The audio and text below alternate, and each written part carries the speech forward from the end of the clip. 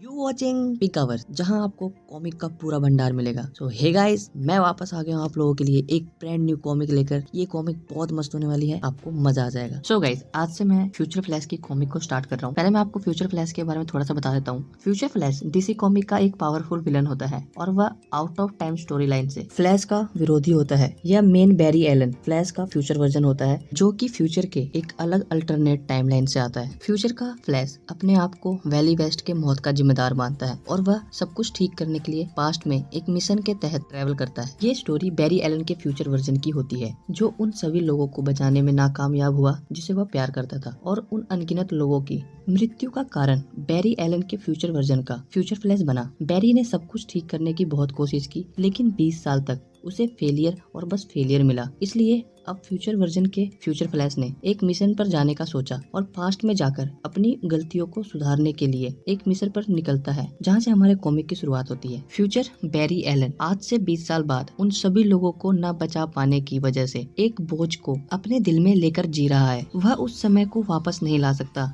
जिसे अभी तक वेस्ट कर चुका है, लेकिन अब उसे पता है कि कहाँ जाना है, ताकि वह सब फिक्स करके कुछ पहले जैसा कर सके और उन सभी को भी बचा सके जिसे आज तक वह नहीं बचा सका। और इस बार वह किसी को निराश नहीं करेगा। वह अपने एडवांस सूट के साथ खड़ा होता है और अपने आप से प्रॉमिस करता है कि इस बार वह फेल नहीं होगा। वह अपने मिशन से पहले उसके समाधि पे जाता है, जिसको ना बचा पाना बैरी के लाइफ का सबसे बड़ा फेलियर था। वह अपने सुपर स्पीड के साथ सेकंडों में वहां पहुंच जाता है। यह वह समय था जब वैली वेस्ट मर चुका था। वैली वेस्ट पहला था जिसे बैरी नहीं बचा सका था। यह बात फ्यूचर फ्लैश को हमेशा बुरी तरह से अंदर ही अंदर खाए जा रही थी। फ्यूचर फ्लैश जब वहां पहुंचता है, वह देखता है वैली वेस्ट के समाधि के पास आयरस बैठी होती है। उस एक्सीडेंट में वैली वेस्ट के साथ आयरस ने भी अपने पैरों को खो दिया था।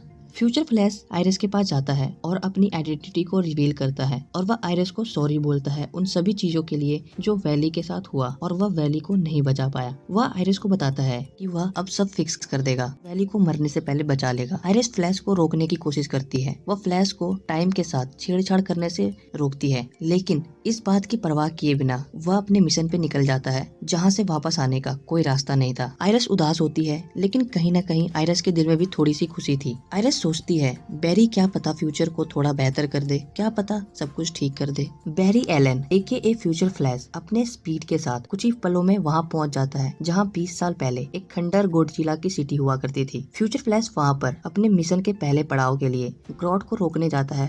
ग्रॉड एक गोरिल्ला स्पीड स्टार होता है, जो टाइम में बार बार ट्रेवल करके टाइम को डिस्ट्रॉय कर रहा होता है। फ्यूचर फ्लैश जब वहां पहुंचता है तो वह देखता है कि ग्रॉड 25th सेंचुरी के सबसे स्मार्टेस्ट आदमी इयोबॉट थ्रॉन का ब्रेन खा रहा होता है, और एक स्पीड स्टार होता है जो बाकी की स्पीड स्टार के ब्रेन को खाकर उनकी पावर और नॉलेज को हासिल करता है। वह अभी जिस ब्रेन को खा रहा वह स्मार्टेस्ट मैन का था, जो एक स्पीड स्टार था और इंटेलिजेंट भी। ग्रॉड बताता है कि इसके साथ साथ वह डैनियल वेस्ट, जो रिवर्स फ्लैश होता है, उसके ब्रेन को खाकर रिवर्स फ्लैश के पावर को हासिल करेगा और उसके पावर को यूज करके एंशिएंट हिस्ट्री के सभी नॉलेजों को हासिल करेगा और अर्थ के स्मार्टेस्ट गोरिल्ला बनेगा। देर तक यह सब सुनते सुनते अचानक से फ्यूचर फ्लैश ग्रॉड पर हमला कर देता है और ग्रॉड को बताता है कि वह उसे टाइम के साथ खेलने नहीं देगा। उसकी वजह से टाइमलाइन में उथल पुथल हो चुकी है और देखते ही देखते ग्रॉड और फ्यूचर फ्लैश की फाइट ऑफ डेथ में बदल जाती है। ग्रॉड अपने इंटेलिजेंस और स्पीड के साथ डेडली साबित हो रहा था और फ्यूचर फ्लैश के ब्रेन को खाने ही वाला था, ताकि वह अपने लिए फ्यूचर फ्लैश के इंटेलिजेंस और स्पीड को हासिल कर सके। उसी दौरान एक एक्सप्लोजन होता है। यह एक्सप्लोजन स्पीड फोर्स में होता है। स्पीड फोर्स सभी स्पीड स्टार के पावर का सोर्स होता है, और ग्रॉड और फ्यूचर फ्लैश के लड़ने की वजह से स्पीड फोर्स में एक एक्सप्लोजन होता है, जिसके धमाके से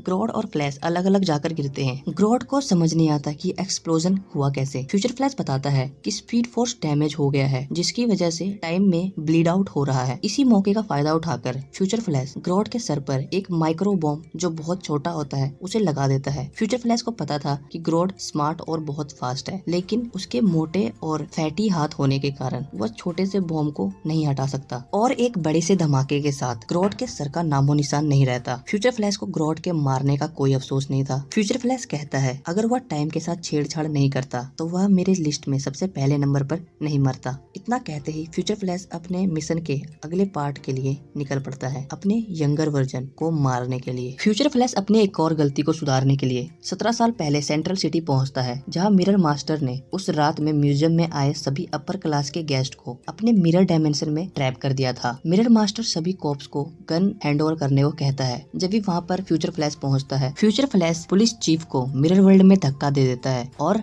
मिरर टू मिरर दौड़ना शुरू करता है, पर मिरर मास्टर को नहीं पकड़ पाता। लेकिन हमें बाद में पता चलता है कि यह पुलिस ऑफिसर और फ्लैश का प्लान था, ताकि वह मिरर मास्टर को पकड़ सके और उसके हाथ से मिरर वर्ल्ड को क्रिएट करने वाले गन को छीन सके। जैसे ही मिरर मास्टर एक मिरर से दूसरे मिरर में जाता है, फ्यूचर फ्लैश उसके गन को छीनकर उसके हाथ को तोड़ देता है। फ्यूचर फ्लैश और पुलिस चीफ उस गन का यूज करके सभी को मिरर वर्ल्ड से बाहर निकालते हैं। इसके बाद फ्यूचर फ्लैश मिरर मास्टर के पास जाता है और उसे फ्यूचर के न्यूज का एक हेडलाइन दिखाता है, जिसमें इस रॉबरी के दौरान सेंट्रल सिटी में एक अर्थक्वेक आया था। उस अर्थक्वेक से सेंट्रल सिटी के साथ साथ मिरर वर्ल्ड भी तबाह हो गया था और मिरर वर्ल्ड में फंसे 11 लोगों की मौत हो गई थी। मिरर मास्टर को यह बताकर फ्यूचर फ्लैश मिरर वर्ल्ड से बाहर निकल जाता है और उसी दौरान अर्थक्वेक से सेंट्रल सिटी को बहुत ज्यादा हानि होती है, जिसके साथ साथ मिरर वर्ल्ड भी तबाह हो जाता है और मिरर मास्टर की मौत हो जाती है। अपने मिशन में आगे बढ़ने से पहले फ्यूचर फ्लैश 12 साल पहले एक हॉस्पिटल में जाता है, जहाँ लियोनार्ड स्नर्ट हॉस्पिटलाइज होते हैं। जब फ्यूचर फ्लैश के पास्ट में स्नर्ट की मौत होती है तो वह उनके साथ नहीं होता,